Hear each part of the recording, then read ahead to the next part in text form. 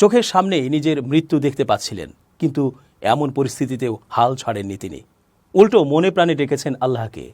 কালিমা পড়তে পড়তে নিয়েছিলেন মৃত্যুর প্রস্তুতিও। কিন্তু আল্লাহ যদি চায় তাহলে কারোরই যে কিছু করার ক্ষমতা নেই তা আরও একবার দেখা গেল। কাজাখস্তানে বিধ্বস্ত হওয়া বিমান থেকে তেমনি প্রাণে বেঁচে যাওয়া এক গল্প এটি। গত বুধবার কাজাখস্তানের আখতাউ শহরে বিধ্বস্ত হয় আজারবাইজানের একটি যাত্রীবাহী বিমান। বিমানটিতে ৬৭ জন আরোহী ছিলেন, যার মধ্যে ৩৮ জন আরোহীর মৃত্যু হয় এবং প্রাণে বেঁচে যান ২৯ জন। সেই বেঁচে যাওয়াদেরই একজন সুবহনকুল রাখিমভ। বাঁচার আশা ছেড়ে দিয়েছিলেন রাখিমভ, তাই জীবনের শেষ মুহূর্ত ধারণ করা শুরু করেন তিনি। এ সময় তিনি তাকবীর দেওয়ার পাশাপাশি কালিমা পড়তে থাকেন। কিন্তু বিমান বিধ্বস্ত হলেও অবিশ্বাস্যভাবে পুরোপুরি অক্ষত থেকে যান রাখিমভ।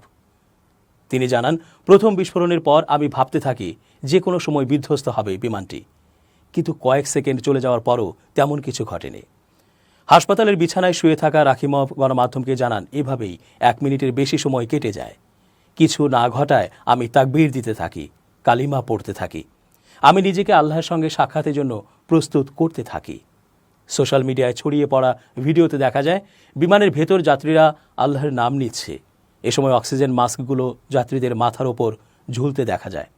বিমান দুর্ঘটনায় প্রাণে বেঁচে যাওয়ার পর নিজের মোবাইল ফোনের ক্যামেরায় কিছু ভিডিও করেন রাখিমভ। সেখানে দেখা যায় বিমানের অর্ধেক অংশ পড়ে রয়েছে। ভেতরে মানুষজনকে পড়ে থাকতে দেখা যায়। কয়েকশো মিটার দূরে কালো ধোঁয়া উড়তে দেখা যায়। এ সময় জরুরি কর্মীদেরও উদ্ধার কাজে অংশ নিতে দেখা যায়।